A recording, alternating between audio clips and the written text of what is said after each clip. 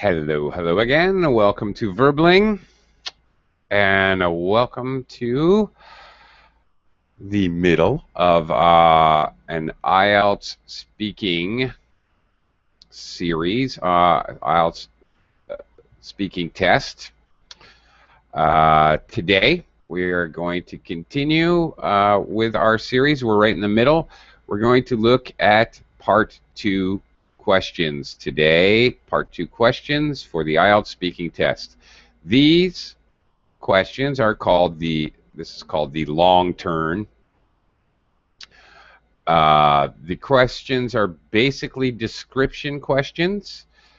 You may be asked to describe people, places, experiences are very common. Possibly media like movies or books, possibly objects, or other kinds of activities, possibly things like hobbies. Okay, people, places, experiences, and objects are the most common.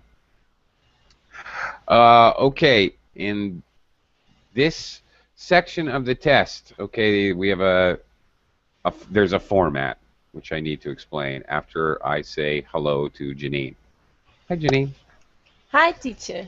How are you today? I'm here again. You are, and I'm happy to see you. Yeah, I'm fine. Just a little tired. I had a tough day today. Tough day today. Your day? Yeah, tough day. My day's just starting. It's morning here. What time is it where you are? I am in Brazil. It's 11 p.m. Ah, right. Okay. Well, okay. Try to relax. We'll see if Yeah, we can I'm relaxed. decompress, de-stress you. Okay. Let's talk about how this works in Part 2 question. All right. You finished Part 1, which is 4 to 5 minutes, conducted like a personal interview. Your interviewer, your IELTS interlocutor, big word, meaning the person asking you questions, will then give you instructions. You'll say, Janine, I'm now going to give you some paper, and you have your pencil, and you can make notes. You will have 1 minute, 60 seconds to make notes. I'm also going to hand you a card. There'll be a little, probably laminated card, which has the actual question. The question will appear with bullet points, different points that you can discuss as you answer the question, to help guide you, actually. Okay. Okay, so you're handed the card and some scrap paper. The notes you make, if you want to draw Egyptian hieroglyphs, if you want to write in your own language, in Portuguese, if you want to draw a picture of a dinosaur, you can do whatever you want, because that piece of scrap paper is only for you. I would suggest, I recommend, just my own advice is, do not draw pictures of dinosaurs during your minute of preparation time, but in fact, possibly you might want to do some constructive English writing there to help you prepare. You must speak for 1 to 2 minutes. He will instruct you. You should speak for 1 to 2 minutes. During your speaking in this section of the test, the interviewer is not only will he not say anything, he's not allowed to say anything. Although, according to IELTS rules, he's not allowed to prompt you in any way or help you in any way. My personal experience, and many of my students have told me that in fact they do. They don't have to. There are some IELTS interviewers who will sit there very stone-faced. Stone-faced, no expression whatsoever, like a zombie. There are others who will nod. Okay, you're doing good. Okay, more detail, more information. They may give some silent physical direction. That's very common. They're not supposed to, by the way. They may smile when you say something amusing, which is to encourage you. They're not supposed to do that. The rules are you speak for 1 to 2 minutes. I highly suggest to everyone, highly recommend that you try to fill 2 minutes. Please do. If you speak barely 1 minute, you will lose points. It is not really possible to get a 8 or 9, band 8 or 9 score. Go for it. Try to fill up the 2 minutes. He will then, after you speak for 2 minutes, he will then ask you a couple of follow-up questions. These follow-up questions, don't even worry about it. They are extremely simple questions. Not even sure why they do it, to be honest. They're really easy questions. They're just added information. They're not really difficult opinion questions, and they're based on what you say, so you're going to know how to answer because you just talked about it. Clarifying questions. They're really easy. Don't worry. Okay. He's not allowed to speak during your 2 minutes of speaking time. The interviewer, I mean. So if you have a question about the card or about the directions or about the example, I had a student, Korean man, and he took the test, and he had his question was to describe an experience that you had with extreme weather. Now, his problem was he had never experienced extreme weather in his entire life, not even remotely. So what he did, he immediately, very quickly asked, would it be all right if I spoke about an experience I had in an earthquake? The interlocutor, the interviewer, of course, wants you to speak. That's actually part of their job, to get you to speak. The interviewer said, yes, that would be fine. You may speak about an earthquake. Great. This student then aced part 2 partly because he was very confident that he was on topic and that it was okay for him to share his experience he had with an earthquake, which, being his own personal experience and not making up something, he was able to do an excellent job. Okay, so if you have a question, ask right away. Okay, is the main idea. He could have taken another tactic. He could have totally made something up. Okay, in IELTS, they're never going to double check you. They're not going to, run some kind of a secret spy service check to make sure everything you say is the truth. They don't even care. It doesn't matter. If you want to make up details or talk about a story that your friend told you as if it was your story, go for it. If you have to do that, that's fine. It's always better to stick with what you know because it's just easier to talk about. Okay, you can make notes. You have 1 minute preparation time to make notes. There are different tactics that you could possibly take. Okay, this depends on you. Whatever works best for you, you need to practice. Let me just share a couple possible note-taking tactics. One that I highly suggest, and we will look at this when we practice in just a couple minutes. We'll start practicing. One, you'll see on the card that the question and the bullet points will definitely have a specific verb tense. They could be questions about normal activity, present tense. They could be questions about past events. You're going to use past tense. There could be a conditional, some part of the sentence which may be a conditional sentence. If blah, blah, blah, would you, blah, blah, blah. Okay, it may be helpful to actually write on your scrap paper the verb tense you need to be in, or possibly verb tenses, because some of the bullet points may be, you may see a verb tense shift. All right, there may be talking about a past experience, and would you do this in the future, for example, as a last point. Obviously, that's a hypothetical future, so you need to shift tenses. This is you may actually write down past or even past perfect if you see an opportunity to use a specific verb tense, so that you remember to do so. You might want to write it down. Very quickly, get it out of the way. A minute, believe me, the minute of note-taking time goes by in a blink of an eye. The 2 minutes of speaking time takes about 2 years. You feel like it's forever. But the note-taking goes by fast.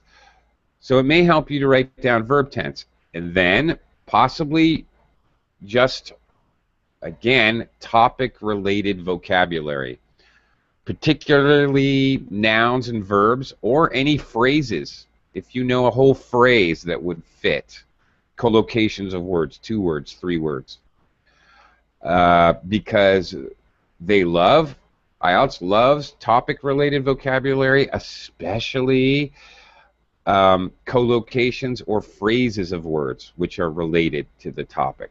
They love it, love it, love it. They eat it up with a spoon. This really helps your score.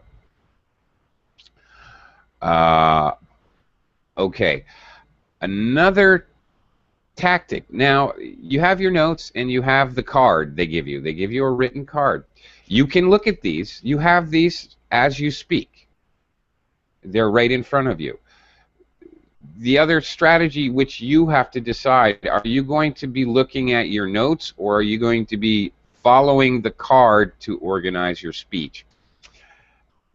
Up to you. Frankly, in my experience, I have no definitive answer. For some students it works better one way, for others the other. So this is something you need to decide for yourself. But you should know it before you take your test, so you're not jumping back and forth between the card and your notes, because then you can get confused. Know which one you're going to use as your guideline. Another strategy for notes, this is something I did personally, I put numbers 1, 2, 3, 4 by phrases or words that I want to use to help me keep an order. And I used my notes when I was speaking. But again, that's not really advice, because it may be different for you. For some, it is easier to look at the card, and you can actually, it's okay if you actually put your finger on the card and move your finger down as you cover the points. That's allowed. You can do that. Another thing, actually, you're basically giving a monologue. If you notice, when I speak, I wave my hands around, I make a lot of gestures. I feel comfortable speaking that way. If you feel comfortable waving your arms around and nodding your head, then you should do that. Whatever makes you feel comfortable.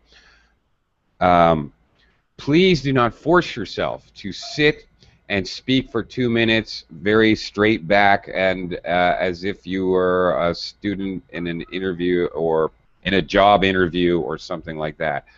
Relax. If you feel more relaxed slouching in your chair and speaking at length, then do that. Whatever makes you comfortable.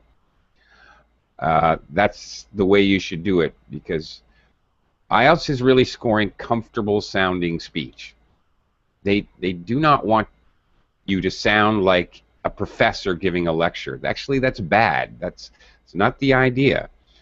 The idea is natural speech. So do whatever is natural, and figure out your strategy for note-taking and organization before. Okay, enough of that. Let's... Tito, come back. Where'd he go? Hello, Giancarlo. Welcome. Howdy, howdy. How are you today? Hello, Oakley, can you hear me? Yes, I can. How are you doing? Wet. Well, I'm wet. You're wet? It's Why are raining. you It's raining. wet? Okay. Wet.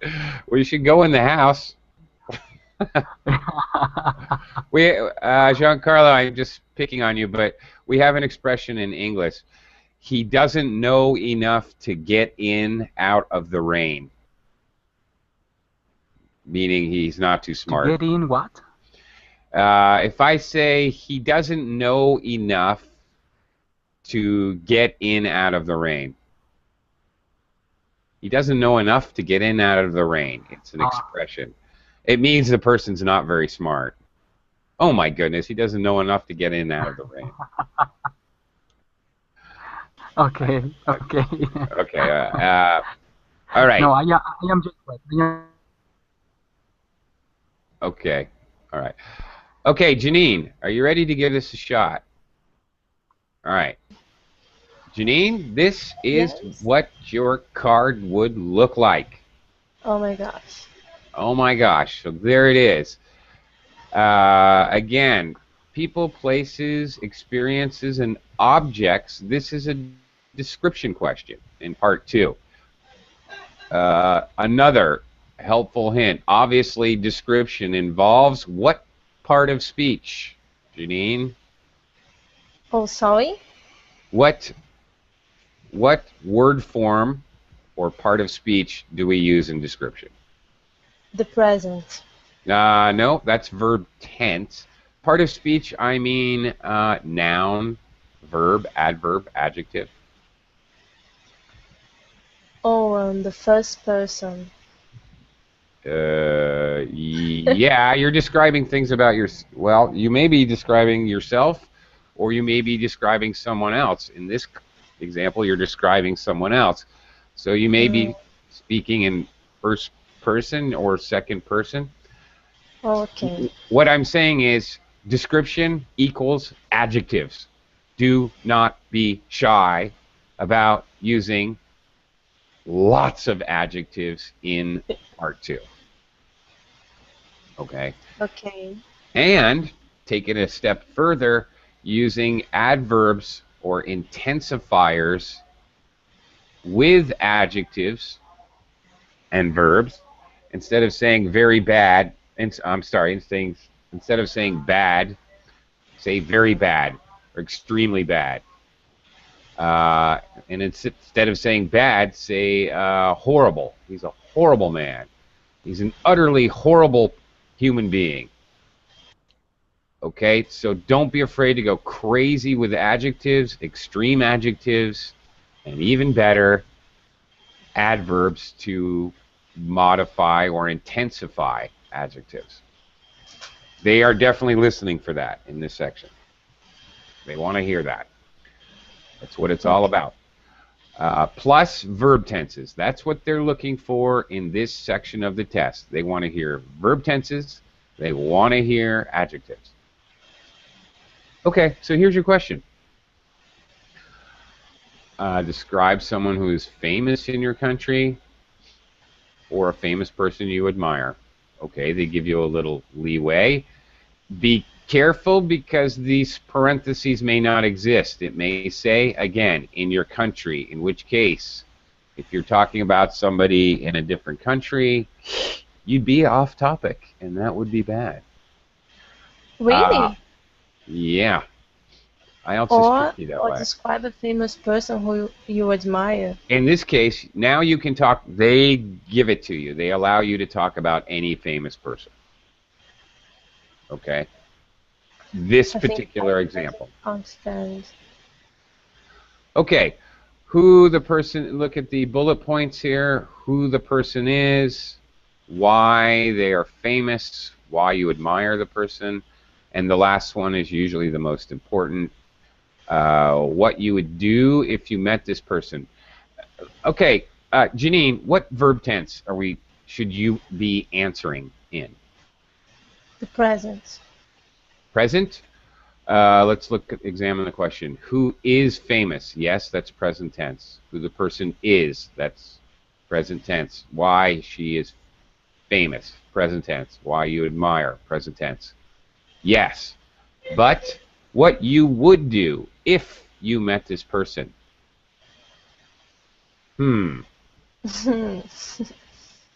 That, my friend, is a conditional. In fact, it's a conditional number 2. It's a hypothetical conditional. Okay. So this means that IELTS wants you to give a second conditional sentence. They want to see if you can do it. If you don't do it, it will affect your score. All right? The question reflects what they want to hear you do. That's hard to think of quickly in part 1 and part 3. In part 2, you can really actually think about it because you have a minute. All right? Let me ask you a question. Sure. The person who I will be talking about is from India. Will I skip um, the meaning if I talk about this person? Will you be off topic? No, because they have given you a caveat here. Okay. They said Okay. you can describe a famous person who you admire. Okay. It's okay. Will I have a minute?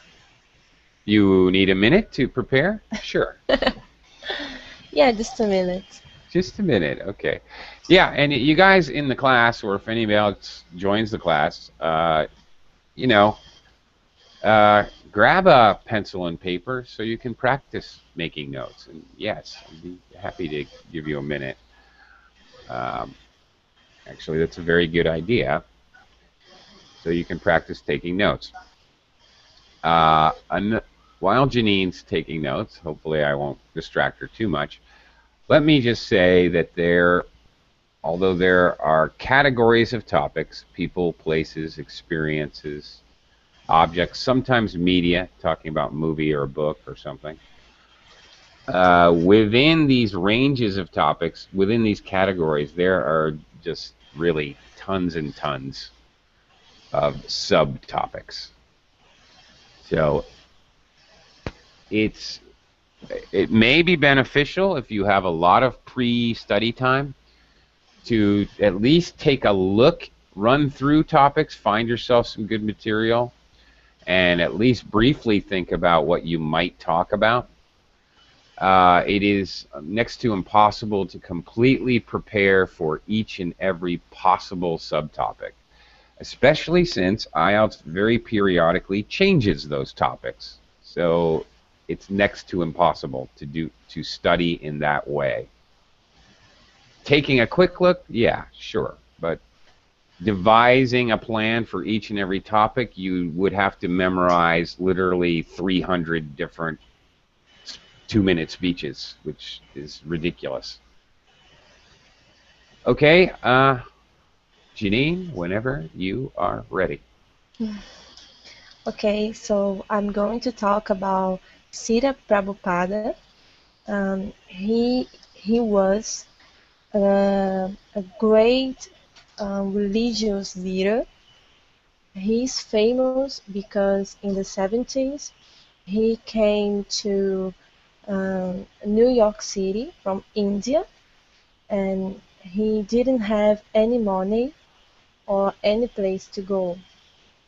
But when he came, when he went to New York, his mission was share love and kindness. That's Krishna conscience, and he did that, and the Krishna movement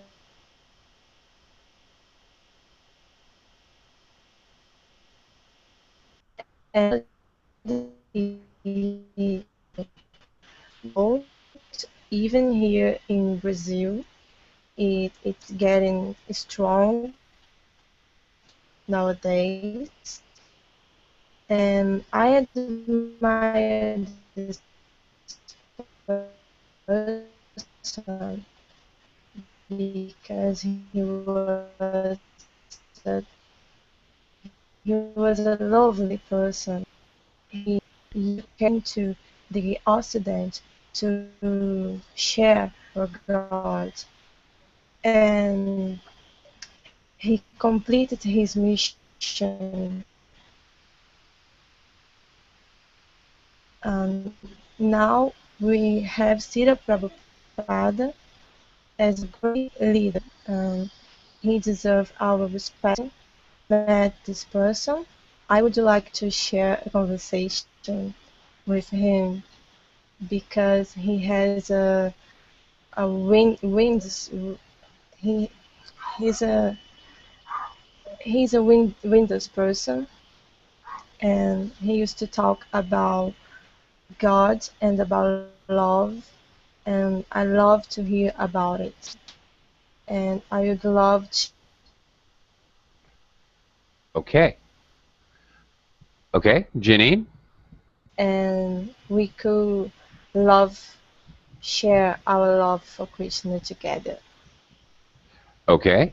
That was a little bit over 2 minutes, but very good. Okay, you went the whole 2 minutes. Excellent. Janine, I have to confess, your connection cut out a little bit. So in the middle, I kind of missed some of what you said. I let you keep going 'cause I didn't want to break your flow. Uh, okay, so I can't give you a really complete feedback, quite honestly. All right, but let me give you some feedback. You started out. I am going to talk about da da da da. Very good. All right. Know how you're going to start, and that is an excellent and very simple way to begin, and quite acceptable. I would like to talk about such and such and such. I am going to talk about such and such and such. Actually, that's very good because you know what you're doing. I'm going to talk about, you are using actually a different form of simple future tense. So you've thrown in another verb tense. Terrific. Great. And it's very logical. So great strategy. Great way to start. And it's very simple and straightforward. Okay, slight self-correction. When he went to New York, all right, you switched your verb. Actually, that kind of thing, don't worry about it. Okay. This is actually native speakers do this. I do this. I did Unless it. no, it's not a problem. You did it once, but I bring it up simply because I want to point out if you do that once or even twice, don't concern yourself with it. Don't let it interrupt the flow or fluency of your speech. And it didn't. Okay, you continued very naturally. Good. It only becomes a problem if it happens 6 times. You know, you're answering one question. Then that's problematic. Mm-hmm. Okay, his mission was bring peace. His mission was to bring Okay. peace. You missed the to connective. All right, the preposition. A mission to do something. When we have the verb mission, we usually collocate it with to. All right, missed that. Very small mistake. Not your fault. You cut out on the audio. It was a connection, a technological problem. But it reminded me to point out to any viewers, please speak clearly and speak loudly enough so the microphone can hear you. This is a recorded test. So if you're a naturally soft speaker, Janine, your voice is very clear. You have a very good and a very nice voice and a very clear voice when you're speaking. Not a problem for you. But just advice for any viewers, make sure you're speaking clearly and loudly. Uh, okay. And yes, all right. I loved the way you pulled off the conditional. You switched the question. You paraphrased the question. You started with the if clause. The condition. You said, if I met this person, I would like to talk to him. Great. You perfectly used a conditional phrase. Not only that, you flipped the subordinate clause around. Anyway, this is good. This is excellent. Again, good strategy and showing some versatility in your use of sentence structure. Excellent. That would be good. Uh, one section I didn't. He is a. It sounded like you said he's a windless person. I don't know Yes, what yes. you said. What was that? What is windless? I don't know. I don't know the word. I'm going to find here. Okay. Well, that one threw me Wise, off. wise. He was a wise person. Oh, okay, a wise person. I thought he was windless, like having no wind. I have no idea what that means.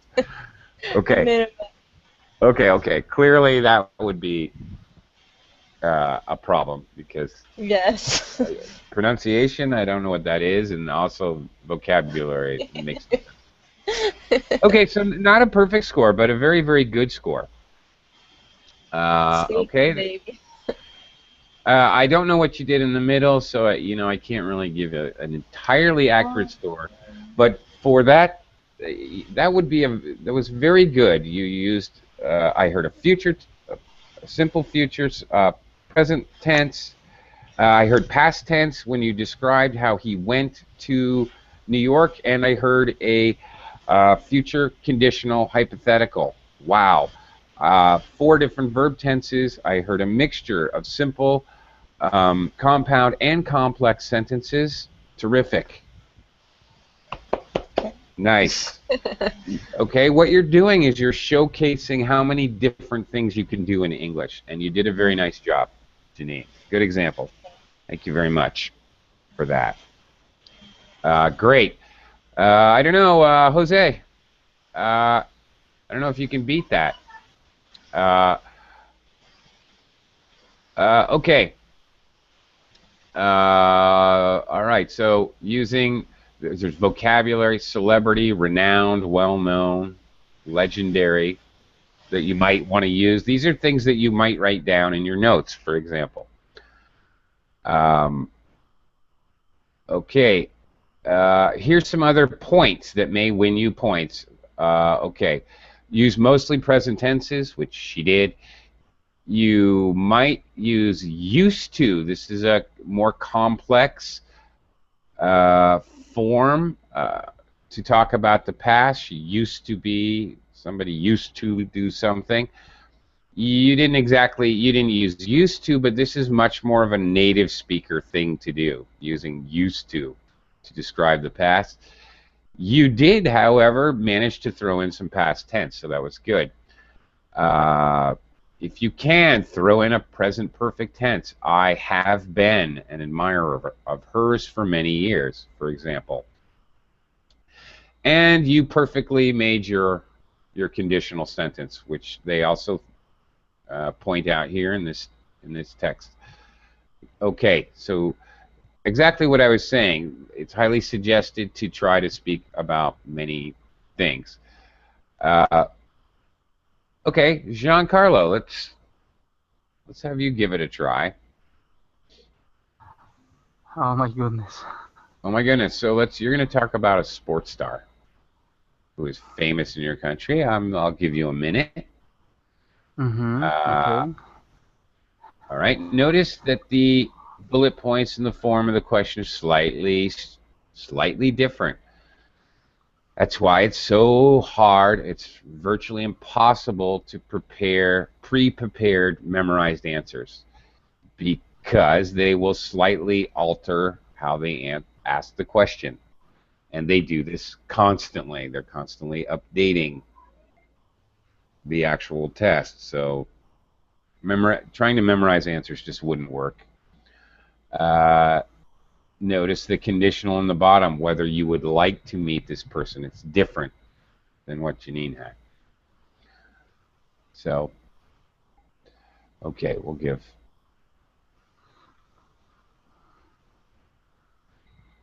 Giancarlo a minute here.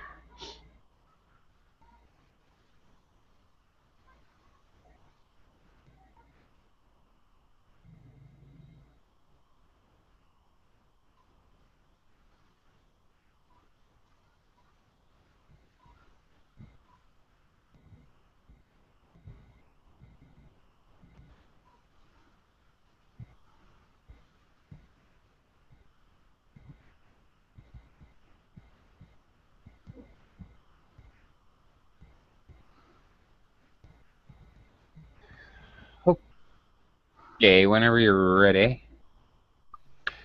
By the way, the interviewer will say, "Okay, Giancarlo, please begin," and then he'll start the recorder after he gives you instructions to start. Okay. Okay, well, I like to talk about a Mexican person. His name is Hugo Sanchez. Hugo Sanchez was a very famous and extremely famous player, soccer player. He was playing here in Mexico in the small leagues, but after that he demonstrated his ability playing soccer. So for that reason, I decided to talk about Hugo Sanchez. Hugo Sanchez for me is a very important icon talking about soccer players because he was in Europe. He decided to go to Europe some years ago, maybe 10 years ago or a little bit more. He was playing in the Spanish country, I mean in Spain, and he demonstrated there in Spain that a Mexican could break the score, talking about goals. Hugo Sanchez, to be honest, Hugo Sanchez suffered from aggression there in Spain.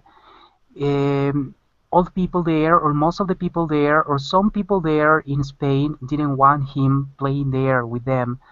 Why? Because he was Mexican. But one more time, he demonstrated his abilities as a soccer player. Imagine the situation that when a person is playing there in a stadium full of people, and most of the people is shouting him, "Indio, go away, we don't want you here in Spain." Imagine that situation. Once he talked about this situation uh, in a TV interview, and he was about to cry because he remembered all those situations there that he that he was in there in Spain. Uh, I remember one important sentence or one important quote he mentioned, and he said, "Never, never lose, never surrender, never give up, never give up. We Okay. must continue, we try to continue, and we need to demonstrate our abilities in any different field," he said. Since that moment, Hugo Sanchez for me was an incredible person in the stadiums and outside the stadiums. Mexican, young, and intelligent. For Okay. that reason, I decided to talk about Hugo Sanchez. Okay. Did you mention whether you would like to meet this person? No. No. May Okay. I mention it? Yeah. Okay. The most important things to look at when you get your card is the first initial question. Describe a sports star who is famous in your country. That you got to nail that. And the last thing, the format looks like this, by the way. They have these indented bullet points or points, and then they have the one on the bottom, which looks like this. This bottom one is very often requests a different verb tense, and they are very Yeah. specifically looking for it. So don't ignore this. if you miss one of these points, you know, okay, not the end of the world, but it's definitely going to be very important to get this last point. Don't forget that. Also, while I'm thinking of it, we haven't seen an example yet, but sometimes these bullet points may be a double. It may say who, okay, when and where did you see the last movie? There may be actually two pieces of information requested. Be aware of that. That's another IELTS trick. Okay. Giancarlo, you have a very fast pace of talking, which is in normal classes, in normal verbling classes, I don't have a problem with it at all. However, here's a piece of advice actually for you and for everyone. Actually, not just IELTS, in real life. When we are forced to speak under pressure, like in a job interview, or giving a speech, or giving a presentation at school or work, being that we're all human, we get nervous. And when we're nervous, we tend to speak faster. So we tend to speak with an even faster pace.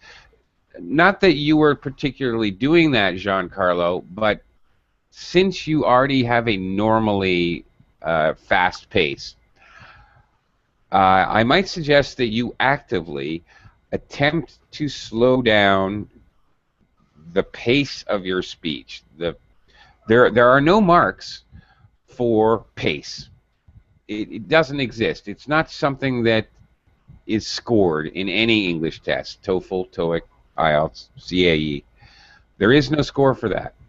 But since you might naturally speed up, if you actively try to slow down a little, your pace will probably come out to where your pace normally is. All right? Also, for not necessarily you, but for second language speakers, slowed down pace actually eliminates slight pronunciation or accent issues with understanding an accent. Actually, a slightly slower pace helps eliminate that problem, which can help you get a better score. And again, anyone speaking in public or in a pressure situation, actually, it's good advice to try slowing down your speech slightly. Okay. Okay. A little bit of repetition, because he's a player, a soccer player. I don't know, at least 3 times I heard you repeat information. Yeah. Okay, you've got to be careful of that.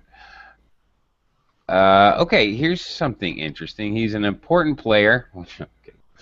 It's not wrong to start a new sentence and repeat information. Actually, that's good. In a new sentence, you said he was a very important player, which you had already said he's a player, but that's okay. But repeating information in the same sentence, not good. Okay, he was an important player, and then he's an important player talking about Mexican players. What's wrong with that sentence, but what's right with it? You are forming a relative clause. If I were the grammar police, I would say he's an important player when talking about Mexican players. Which relative pronoun when, okay, and then the clause. You dropped when. And actually, oddly enough, native speakers sometimes drop a relative pronoun when we make a relative clause. Actually, not only would that have been accepted, since it was done very naturally and unconsciously, actually that would have been good, strangely enough. Grammatically incorrect, but again, what we talked about a couple days ago, if you know when it is acceptable to make grammatical errors, technically speaking, it can actually be good. So that was very interesting. Also, something that, so what could you may think of as a mistake was actually good. Another thing, you said, I mean, or if you say what I mean is, before you introduce clarifying information, this is very natural English, okay? Totally okay to do that. It may seem like you're hesitating or you're having problems speaking, but actually this is very normal. It's okay to do that. It's actually good to do that. Phrases like what I mean is, and by that I mean, and then clarifying information, actually that's really good. It's actually really good strategy. Okay, I did, however, have a little problem with break the score. I don't even know what that means. Did he break the record?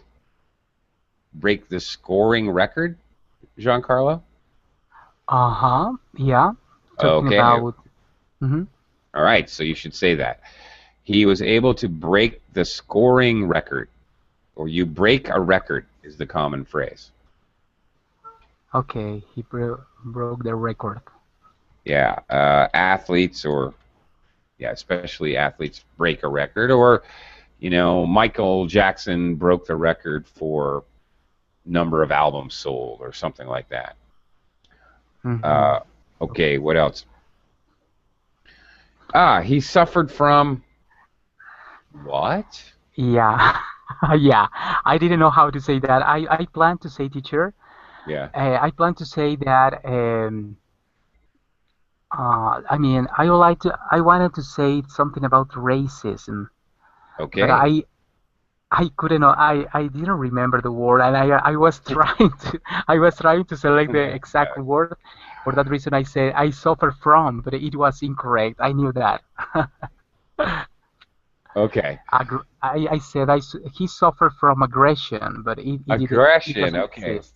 Aggression. Okay, and this is a prime example. I'm listening, and I suffer from headaches. Okay. I don't know.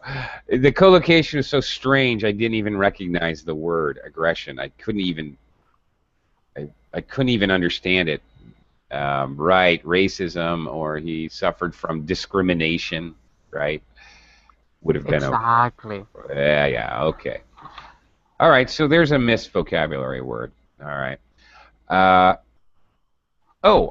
Here's another interesting one thing is, I like Giancarlo. I like having you in the class because you do interesting and unusual things with English, which is great. It gives me a lot to talk about.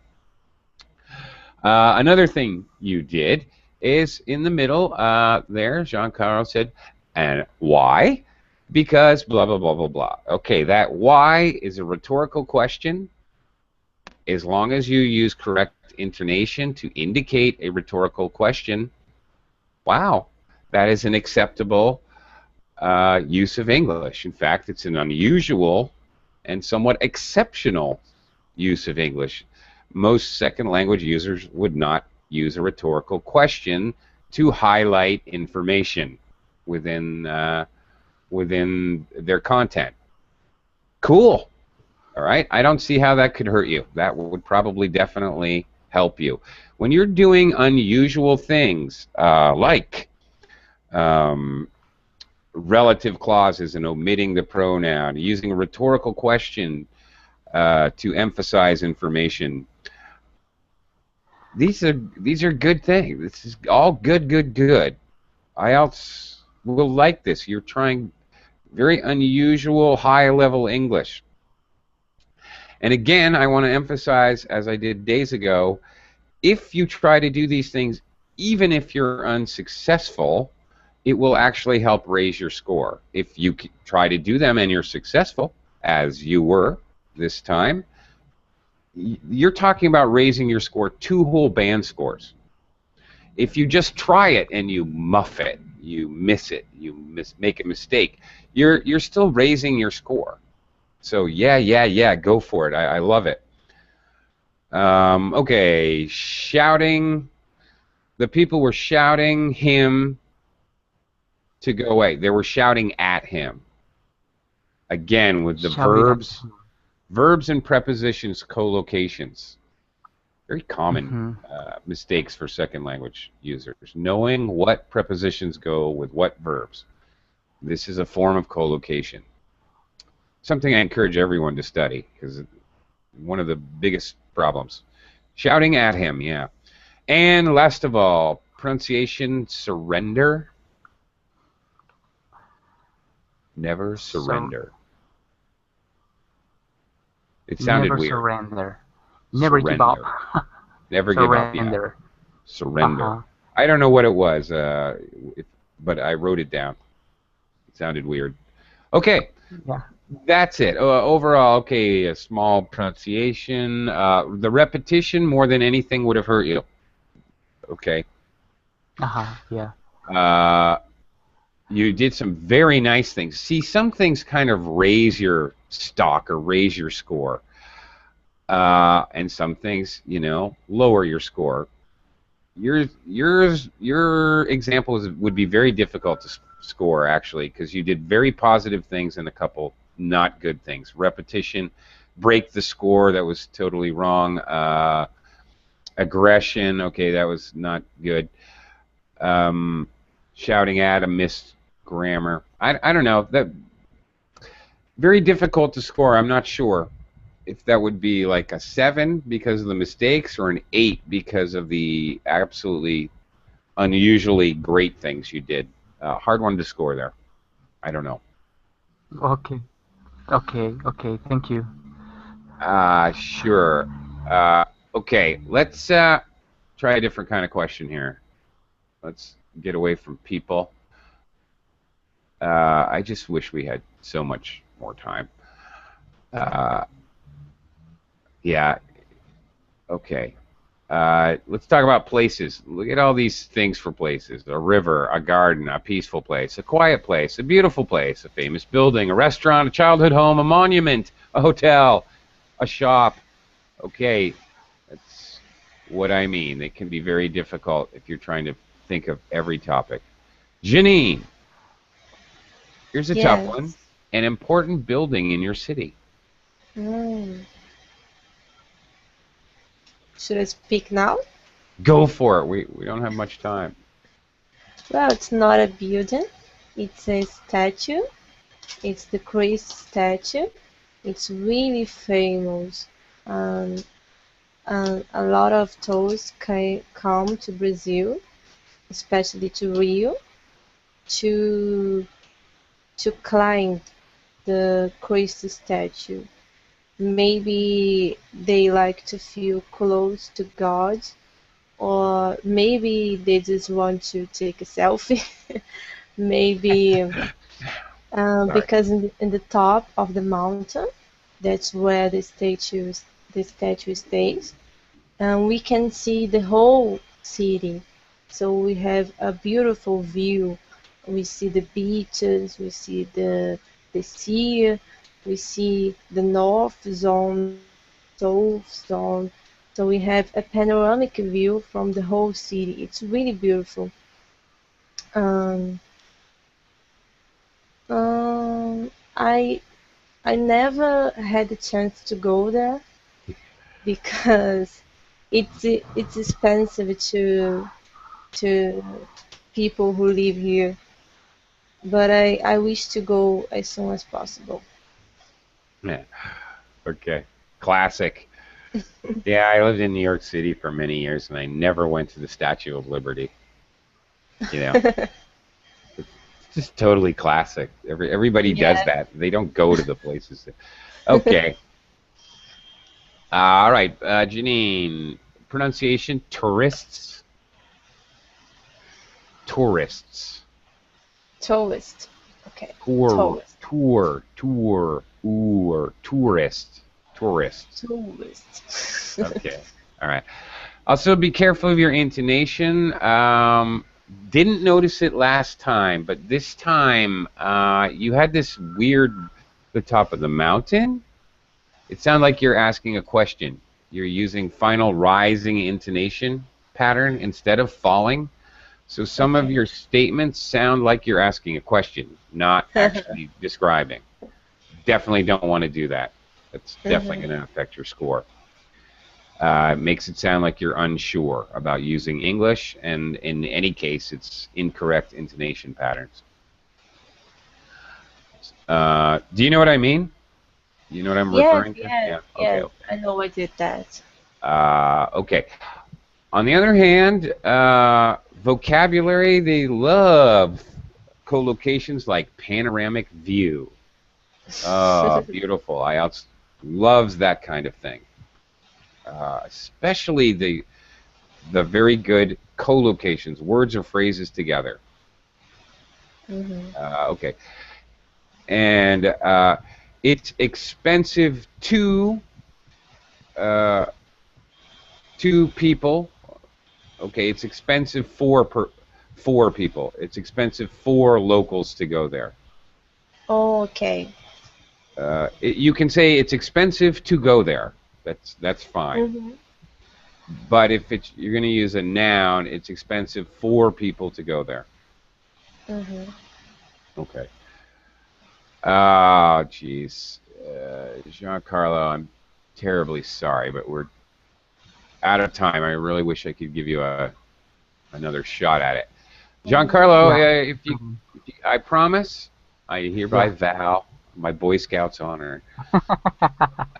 If you can show up 2 days from now, tomorrow we're going to do part 3, opinion, and then the day after we're going to go through the whole test, but I'll have different students do different questions. I promise you, I will give you a part 2 question if you can make it to class 2 days from now. You'll be the man who gets the part 2 question. Okay? Okay, teacher. I owe you Yes, one. sure. All right, No thanks, buddy. problem. Thanks for your Yeah. understanding. And thank you. Thanks so much, Janine, Giancarlo. You guys have a great day, and I hope I see you in class tomorrow. We'll continue. Yeah, sure. Part 3, the tough Yes. part. Tomorrow's the challenge, kids. Part 3 is the hardest Okay. part. Okay, great. See you Thank you, guys tomorrow. teacher. All Okay. right, you guys take See you care. tomorrow. All See you right. Bye-bye. tomorrow. Bye bye. Bye bye.